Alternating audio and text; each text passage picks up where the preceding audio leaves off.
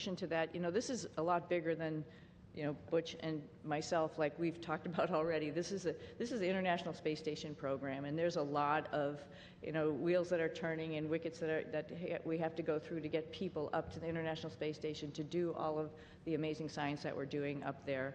We recognize that, we know that, just like anybody else in the astronaut office, and we came, as Butch has mentioned before, prepared.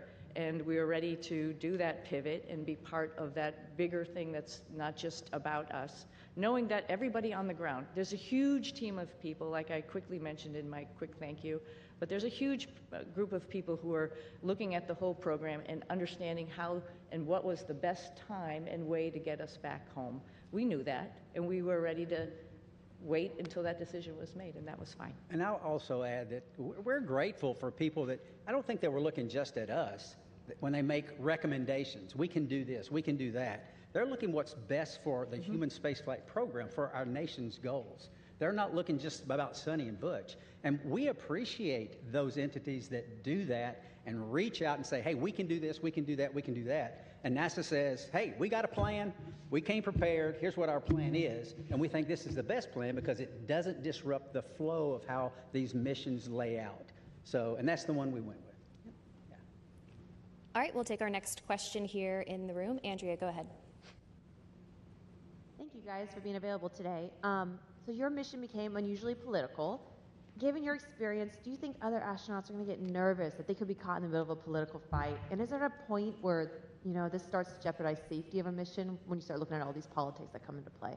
Thank you. I think Nick's got some good insight on that.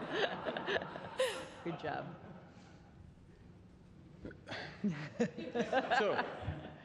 So the way I'd like to answer that is that when we're up there operating in space, you don't feel the politics, you don't feel any of that. It's focused strictly on mission. And if I step back a little bit to the question before, Butch and Suni talk up here, they make it sound like, everybody figured out what they could do with us. The reality is they are highly skilled, very technically competent, and it took everything I had on every day to keep up with them as they're moving along. So they were more than just gap fillers on the station. They were productive, pushing the station mission forward.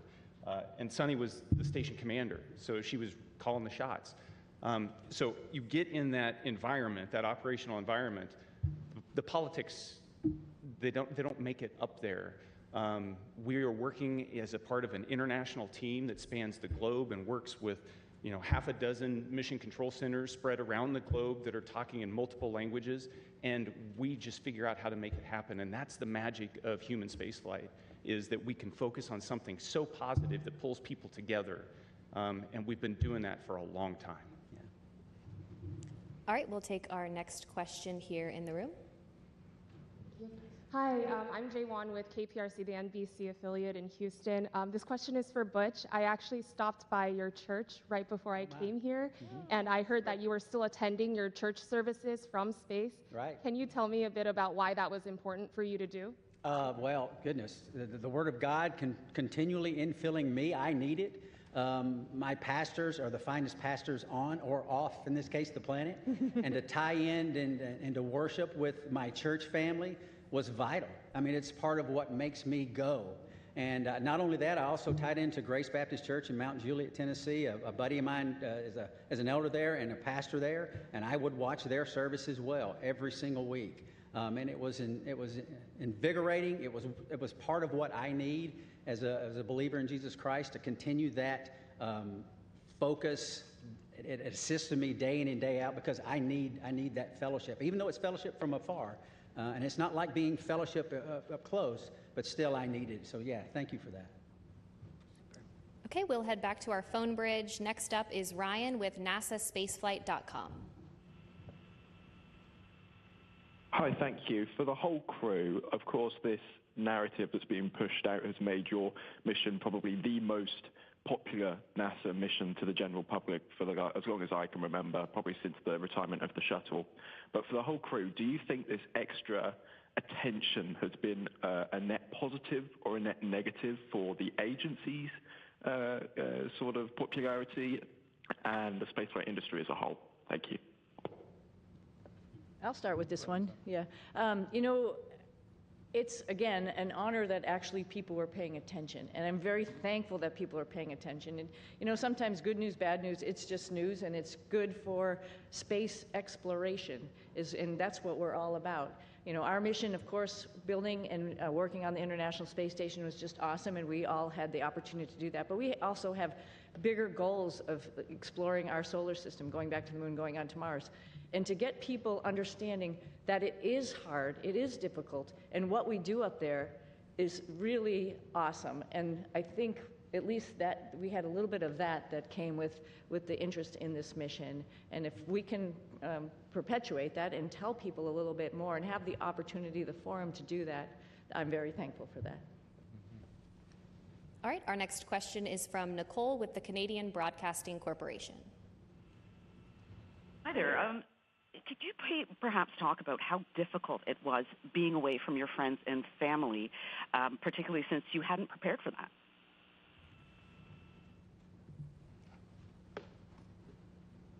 Difficult. Yes, I would say it was difficult. It wasn't in the preparation, but in my family, we talk about these possibilities. We discussed all of this. We never said we were going to be gone for 9 months, but it turned out that way. But the discussions we had, and it's not just discussions prior to the mission launch, this is the way we've trained our daughters from the time they were born, because their dad isn't a unique occupation, right? This is not the norm leaving the planet. And they understand that. And they, again, use that term, pivoted and got on board, understanding that this is part of what families and these type of businesses do. And it's not just in human spaceflight. This is military, armed forces, police forces, all across all different types of occupations that are involved in the possibility of extended stays away. And we're not unique in that. And so they understand that. They have friends that have parents in other areas where they've and been involved in similar type situations, and all of that came together. And, the Lord's help, we persevered, and they persevered, and I can tell you, I am very proud of them. We'll take another question on our phone bridge and then head back into the room. Our next question is from Tom with Sky News London. Hello, thanks for taking my question. Congratulations on your extended mission and your safe return. Although the political situation around this did bring a lot of attention to space and to the International Space Station, some of the statements that were made during your stay up there caused embarrassment to NASA, forced them to make corrections to statements. Now that you're back, did the politics around your stay make a difficult situation worse? I'm not sure I understood. I didn't understand the question Missed everything exactly. except for that last part. Yeah, you came in just, you were broken up just a little bit. Could you please try to repeat your question one more time? Yeah, I will. Yes. Can you hear me? I was asking whether, although the political wrangling around your extended stay in space brought a lot of attention to human spaceflight, it did. Some of the political statements raised caused embarrassment to NASA, forced to make denials about various things that were offered and not offered, and sometimes to your astronaut colleagues. Did the politics around your mission make a difficult situation worse? Yeah, thank you for the question. I talked about how the politics kind of, they don't make it up there when we're trying to make operational decisions. So as the commander of Crew 9, responsible for the safety of this crew and getting them back safely, I can tell you that the entire time up there, I launched with that singular objective of showing up to the station and having to integrate Butch and Suni into a crew with Alex and myself. And then we were planning, from day one to return toward the end of February. That all predicated on the fact that we would have a replacement crew show up and we'd have adequate handover with that crew before we left. That's important to maintain the mission of the International Space Station, to continue pushing research and exploration. And that was never in question the entire time. There were a lot of options that were discussed, and the ground team and the team on the ground, we've alluded to it a couple times already, is gigantic, and everybody was working with singular focus on how do we end the Crew 9 mission at the right time and maintain the safety and the success of the space station mission. Launching in September, given all the unique dynamics surrounding this mission, and coming back originally targeting the end of February and hitting the middle of March, that's pretty much on target if you look at the track record of human spaceflight. It's dynamic, it's challenging, the weather doesn't always cooperate, but we figure out how to make it work. All right, we will take our next question here in the room. Box 26 here in Houston. Welcome back to H-Town. Suni and Butch, both of you all have a long history of being active and athletes, but with that being said, obviously you all spent nearly 9 months in space. What does that recuperation and recovery process look like getting acclimated back here to Earth? I'll start. I can tell you we have a group of individuals, astronaut strength conditioning and rehabilitation specialists, and we are directly integrated with them day in and day out. They send us protocols to work out, and I can tell you, I'm not as young as I used to be, but I was stronger on space station doing more weight and more reps on exercises than I have in my entire life, because this group of professionals work to get us stronger and stronger and stronger. We're trying to minimize muscle atrophy, minimize our bone loss. So if we go to other planets, the moon and other planets, in the foreseeable future, that we will be able to function when we get there. It's a whole science built around this team of individuals that are working to help us better understand human physiology and what zero gravity does to it and how we can mitigate the effects of the bone loss and the muscle atrophy. So day in and day out, I worked out every single day. We went into quarantine on the 22nd of April. And starting on the 22nd of April, I never missed a single day of workout, because your body can recuperate in zero gravity. It doesn't have the normal stresses of gravity on it all the time. So you work out real hard, you hurt for an hour, and it finally fades away and you're ready to go the next day. So I applaud those individuals. They are making huge gains in the preparation to go beyond low Earth orbit, and it's science that is taking place day in and day out and has for years, and we're still learning and we're still progressing. Yeah, at like day 265 on the ARED, because it counts all your days that you go into a workout, I was thinking, I wish the hay was in the barn. But every single day, just like Butch is saying, you got to get on the machine and work out. And it actually is a really great stress relief to be able to have that time up there and run or bike or lift weights. It's really great. And the folks that Butch is talking about, is along with the nutritionists, really are looking out for us and making sure that when we get back here to planet Earth with gravity, we'll be able to function. So yeah, it's an adjustment when we get back, and they're here right with us from day one when we landed, ready to evaluate us and see how we're doing, and then work on a protocol to get us back. And like I said, I sneakily went for a run yesterday, but that's all as a result of their hard work. Yeah, I mean, who would even imagine that you come back from 10 months in space, roughly 10 months, and within a week you run 2 miles at an 8-minute pace? I mean, that's not even conceivable that the body could handle that. But these folks get us ready to where those type of things happen. Okay, we'll take our next question here in the room. Yes, hello. I'm just wondering, there are a lot of people that depend on jobs here in the aerospace industry in the Houston area, 23,000 total. Wow. In the past, when there have been issues with NASA spacecrafts, there have been delays, and now we have another issue with the Boeing Starliner.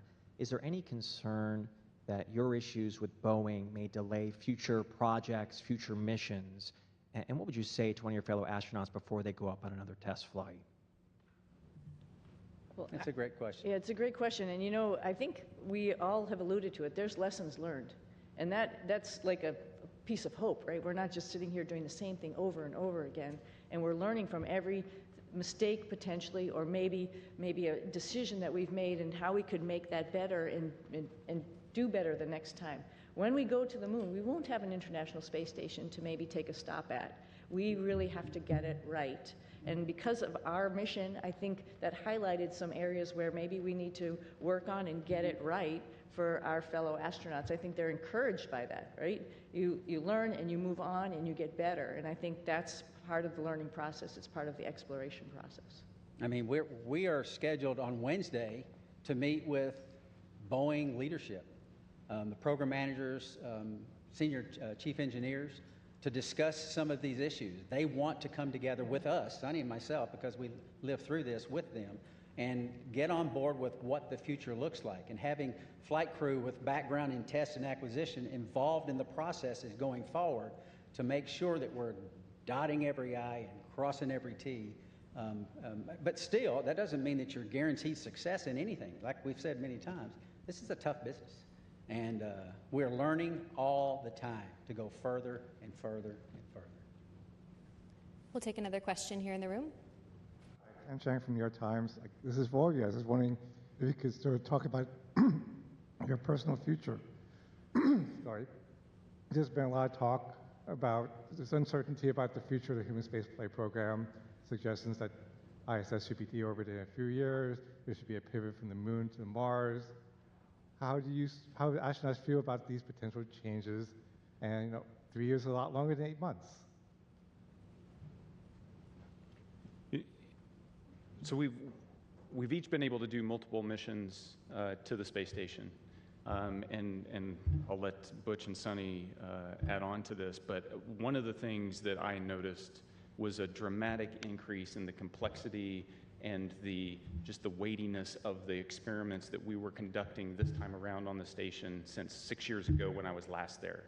And it just gives you this sense that we are in the golden age of the space station right now in terms of the return on investment and what we're able to do there. And it's not just focused on return to benefit the Earth. It's also focused on enabling all those things that we're going to need as we go to the moon and on to Mars. And so I am really optimistic when I think about the future of human spaceflight. Yeah, I would add on to, it was over a decade since I've been up there last, and I was pretty excited about what was going on. There was a lot going on when we first got there. It was an honor to be working with Crew 8 and seeing all that they were doing and just trying to help them with their stuff, and then being prime, moving up to the prime spots for Crew 9 and Expedition 72 as we took on a lot of experiments ourselves as well as spacewalks. And what the space station is doing to help us in exploration is really encouraging, and it's exciting.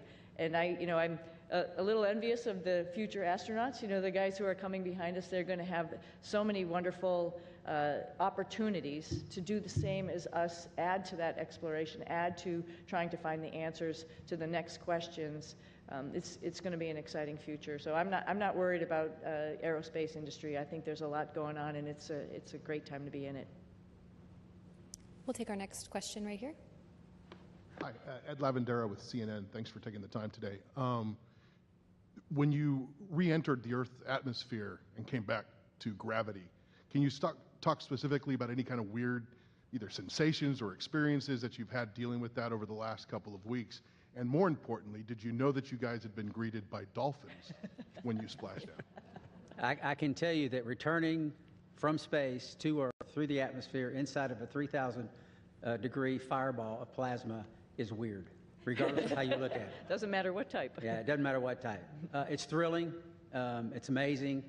I remember thinking about the structure of the capsule and the stresses that it was taking, that was ongoing as the drogues came out, and the whole capsule starts shaking and twisting, and thinking about the stresses taking place, and going, "Wow, I hope those cables hold."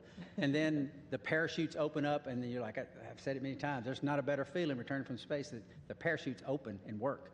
And I didn't have the view in front of me, and thankfully Nick did. He had a view of the camera going out right off the top, and he said, 3 parachutes, I had 4 good parachutes. And I tell you what, it's a great feeling. It was a great feeling. And it's exhilarating because this, again, I can't help because it's within me. This is our national focus, national goals. We don't do this because NASA decides to do this or this or this. This is Congress and everything coming together to affect a human spaceflight program with a purpose. And part of that purpose includes bringing those astronauts back to Earth. And it's a thrilling ride like no other that you could imagine. And satisfying. Yeah. And I had requested dolphins as kind of a joke. Yeah. Somehow, they pulled it off. Yeah, I just hats off, like Butch said, to Nick he was just commentating the whole way down. So there was obviously, we had trained this and gone over it while we were up on the space station and reviewed, but just to hear everything as it was ticking along, it's just really awesome to, like, you can envision it. You had a display, I think there's a camera that goes up, right, to see it. And Butch and I both had a window on either side where we were, and I was watching through the window as much as I could, but then all of a sudden, with the heating, it glazes over, and then you can't see outside. A funny thing that happened, though, after you can't see, you can still sort of see through it. We knew it was daylight, and we knew the folks were coming out to rig the spacecraft, and I see a little tennis shoe sort of going in front of the window, so I'm like, okay, our friends are here getting us ready to get back on the boat, and that was pretty special, too. I didn't see a fin, though. I wish I had saw a fin. Okay, we'll head to our phone bridge. Our next question from Margaret Smith. Hi, everyone. This is Margaret Smith from Worcester, Massachusetts, the home of Robert Goddard. Started it all. Thanks for taking the time today. And my question to both of you is, for those who maybe are not especially familiar or who may sort of question the need for the space station, can you all make the case for why that work is important? Why the space station is important? Oh, the space station is amazing, right? So just sort of like we've talked about a little bit earlier in this conversation, so we are doing a bunch of stuff, like Butch alluded to, physiology, understanding what happens to humans as they're in space for a longer period of time. That brings in lots of science experiments in chemistry, in biology. Some of that stuff all comes back to Earth because we're doing some amazing stuff in the microgravity environment. Some of it is mirrored, for example, in our own human bodies. And so there's a lot of stuff that's happening for us, for exploration, for the humans, as well as for Earth. And then, as Nick alluded to, there's all sorts of systems and other things that we're testing up there to help us take those next steps to go back to the moon and onto Mars, figuring out all these exploration systems, including docking vehicles, like different types of spacecraft that we have up there, other types of commercial spacecraft that are coming up for resupply. That's all a huge program to get us to understand how we're going to take the next steps in exploration. I can't help also but talk about STEM. I mean, all of this is STEM, right? Science, technology, engineering, and math, and I'm hoping the work that we've done up there also encourages the next generation of kids to understand how important that is and how they can become involved. We did lots of experiments up there with kids and universities and companies, trying out new guidance, navigation, control algorithms and robots that were flying inside the space station, competitions, for example, for them. And that's pretty awesome that you can really touch and talk to kids on the ground as you're doing experiments up there, and they have their finger on the pulse of science experiments, and they can understand that and think to themselves, I could be part of this one day. Our next question on the phone bridge is from Neil with ITV News. Congratulations on a great job, everyone. Suni, can I ask how your body is recovering to life with gravity after 9 months? And Butch, what's your message to others from your experience, the delays that you guys faced, and any lessons in patience for the rest of us down here? Oh, I think I'm doing okay. I was just joking around and showing off a little bit, but no, seriously, we talked a little bit about our group, the Astronaut Strength Reconditioning folks that are getting us back in shape, and every day feeling better and better. It's pretty much a miracle to see how your human body can adapt. I mean, the first day we got back, when all of us came down the ladder and greeted everybody, it was we were all a little bit wobbly at that time, and it's amazing within 24 hours how the neurovestibular system kicks in, your brain understands what's going on. And then the agility and the weightlifting that occurs in the next week that makes you feel good enough to actually, like I mentioned, go out, run, actually lift weights, get in there, do squats and deadlifts and stuff already. That's pretty incredible. So I knew it was going to happen. We all knew it. We've all flown before. We all knew that there's just this little bit of a hump to get over, and then you can get back on it.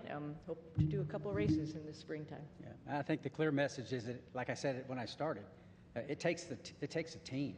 It takes a team of motivated and passionate individuals We don't have a human spaceflight program. You don't have folks sitting up here in a blue suit without the massive team that's making it all happen. We get to ride the pointy end of the rocket. It is wonderful. We get to go to the space station. We're the arms and the eyes for PIs here on Earth. They're the ones that are doing the hard work. We're just setting up and doing and switching and changing.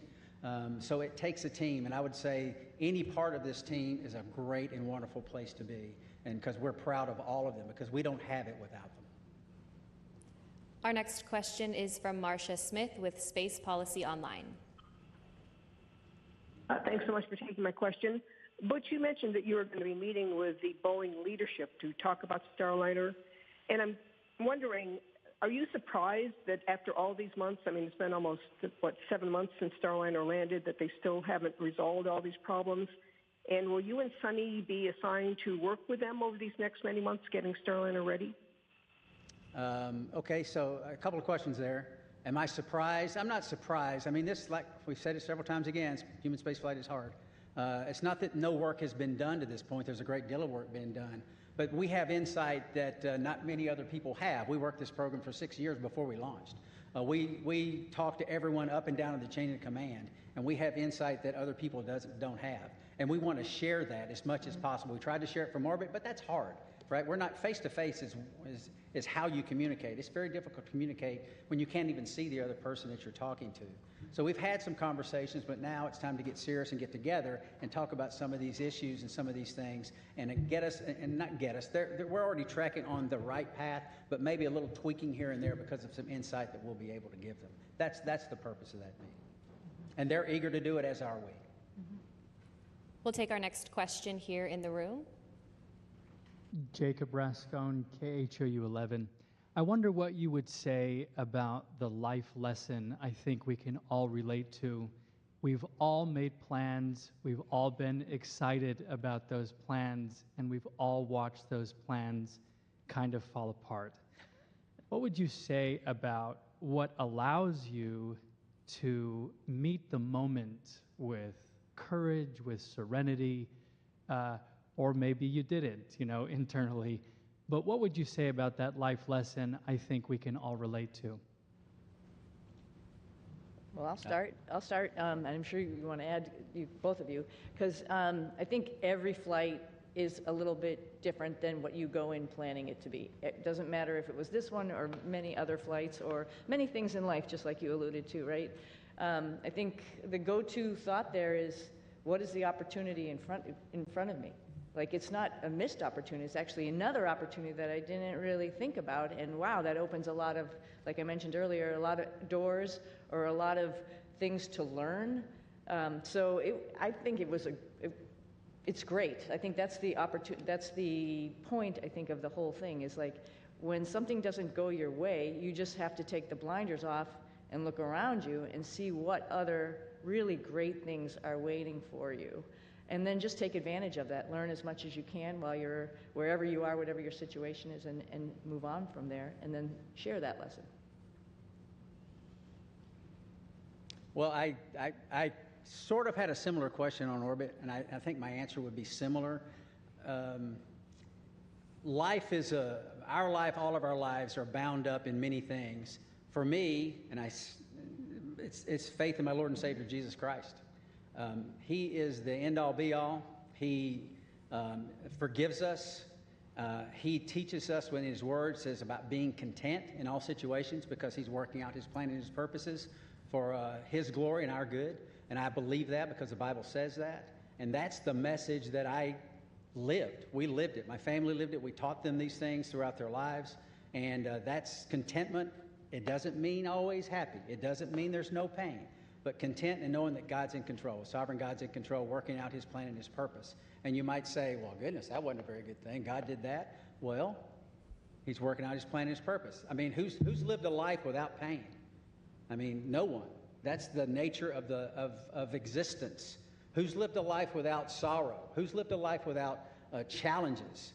It grows us. We learn from it, and that's the focus that I try to take from it. Is what's the Lord trying to show me, and what's He teaching me? Because there's so much to learn in life, and there's so much to learn from this evolution. And I think I know my daughters are better off for it, and I'm grateful for that, and I think we are as well. If there's any additional questions here in the room, please be sure to raise your hand and we'll get a microphone over to you. In the meantime, we'll head over to the phone bridge to Josh with space.com.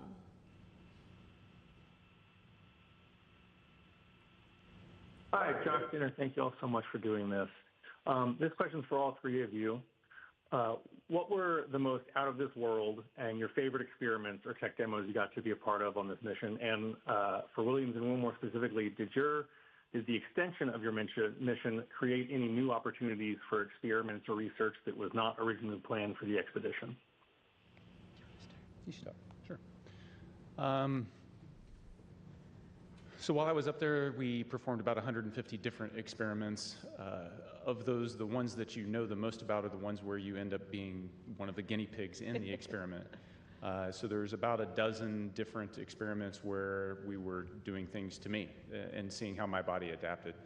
Whether that was a vascular aging experiment where we're measuring how stiff my arteries get because life in space tends to manifest itself as accelerated aging, and so we can better understand how the human body responds to that and hopefully provide some treatments on the ground to help with problems that as you get older you encounter. How our immune system works, did a whole study on the immune system and how my body was responding. Life on orbit tends to suppress the immune system, and why does that happen? We're trying to understand that so that we can help design better treatments on the ground, but also understand how we can support crews that go deeper into space on longer missions. Probably one of the most shocking experiments, Butch and Suni got to watch me wire myself up to muscle stimulation pads and shock myself and trying to figure out how do we keep our muscles strong when we don't have access to all the equipment we have on the International Space Station, because as we go to the moon and on to Mars, that's a lot of extra mass, and if we can do it with smaller equipment, maybe that works. The side benefit of that is anybody that's been bedridden on the ground, that's also a treatment for how you can support somebody that's been kind of tied to a bed for a long period of time and help keep them healthy. So there's a benefit directly to the ground. And that's three of them. They're all interesting. And I'm one of many subjects, and it takes years to get enough subjects to go through the space station to be able to generate enough data to draw some conclusions. And so that's why research up there takes a long time. But the value is clear.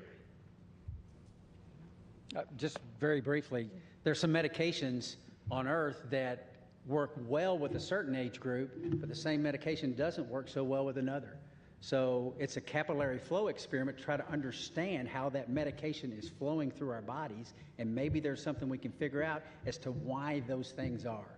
And we're trying to figure that out. And that's very beneficial, obviously, to mankind, and may benefit some of our families one day. And I just want to highlight some other science that's going on up there, because we have just an amazing person, Don Pettit, who's up on the space station getting ready to come home. And every day he's up to something and just trying to highlight what microgravity does and how it is, as well as amazing photography, which I'm sure a lot of you have probably seen out there. And the fact that he can take a picture of a red sprite or a blue jet and have a picture from the space station looking down on a lightning cloud is just incredible. And it enlightens all of us into what is actually going on in the universe. And that's just simply because he's curious.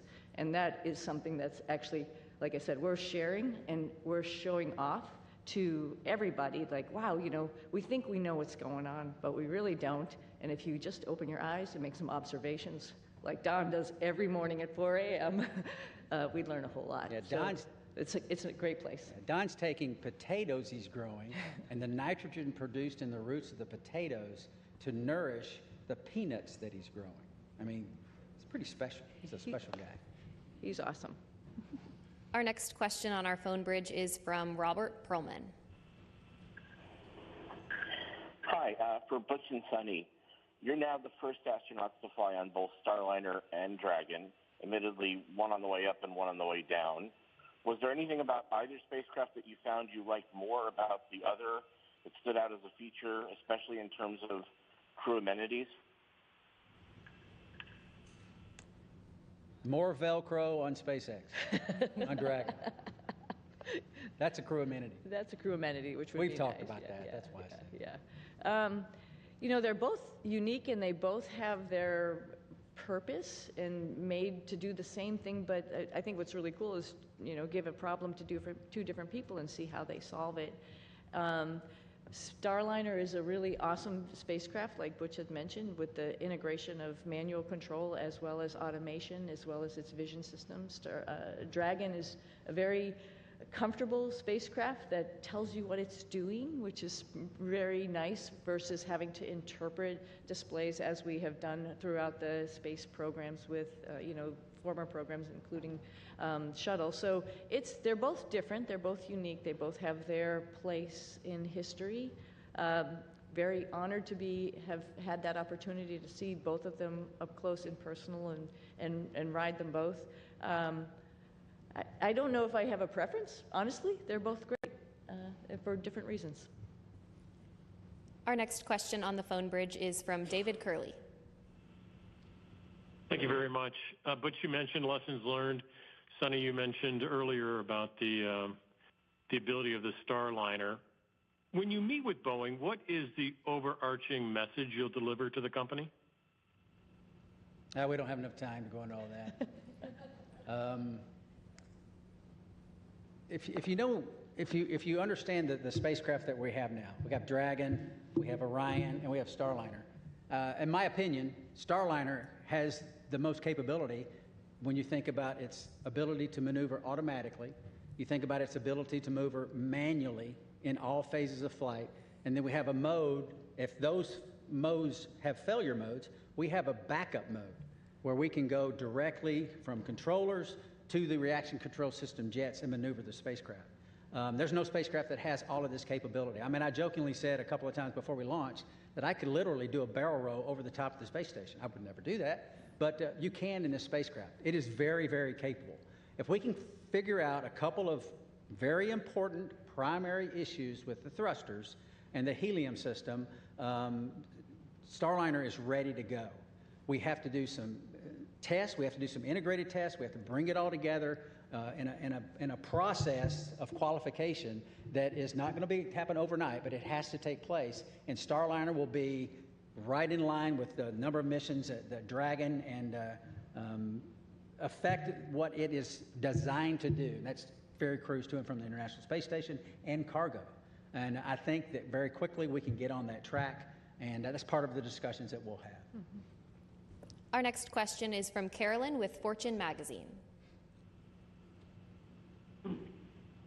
Hello, thank you, and welcome home. Can you share maybe any special times or conversations you've had just with family or friends since you've been home? Conversations you've had with family and friends since you've been home? Since we've been home. Well, for me, it's making plans. My family had been making plans while I was gone because we thought we were only going to be gone for about, a week and a half, 2 weeks or something. And so there was definitely plans throughout the summer. There's plans throughout the fall.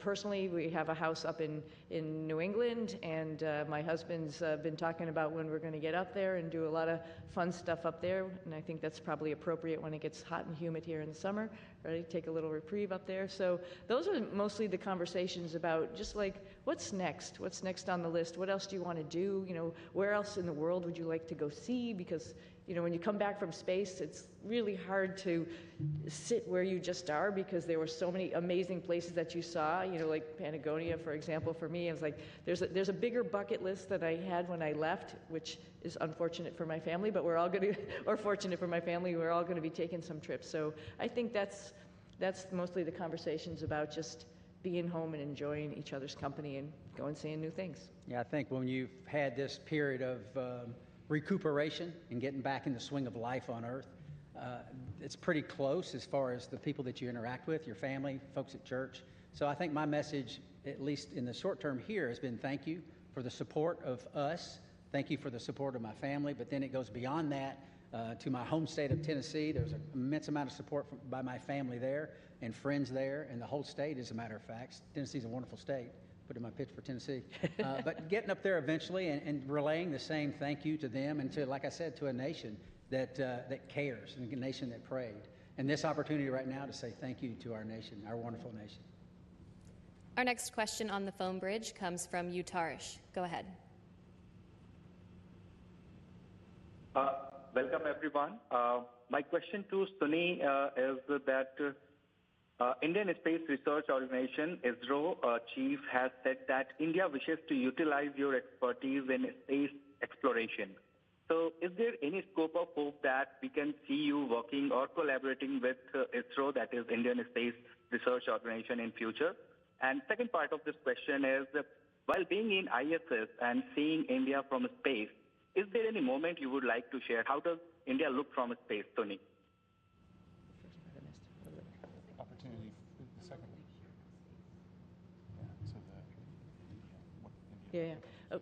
Let me address the second question real quickly. India is amazing. Every time we went over the Himalayas, and I'll tell you, Butch got some incredible pictures of the Himalayas. They're just amazing. And you can see, like I've described it before, just like this ripple that happened, obviously when the plates collided, and then as it flows down into India, it's many, many colors. I think when you come from the east going into like Gujarat and Mumbai, the fishing fleet that's off the coast there gives you a little bit of a beacon that here we come. And then all throughout India, I think the impression I had was it was just like this network of lights from the bigger cities going down through the smaller cities. Just incredible to look at night as well as during the day, highlighted, of course, by the Himalayas, which was just incredible as a forefront going down into India. I hope, and I think for sure, I'm going to be going back to my father's home country and visiting with people and getting excited about the first, or not the first, but the Indian astronauts who's going up on the Axiom mission coming up. Pretty awesome. They'll have a hometown hero there of their own that will be able to talk about how wonderful the International Space Station is from his perspective.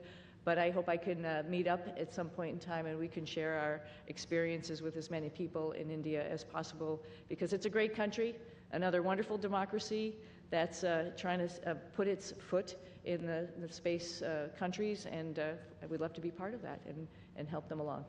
Do you plan to take your crew members on that trip with you? Absolutely. You might stick out a little bit, but that's okay. We'll get you all primed with some spicy food. We'll be good.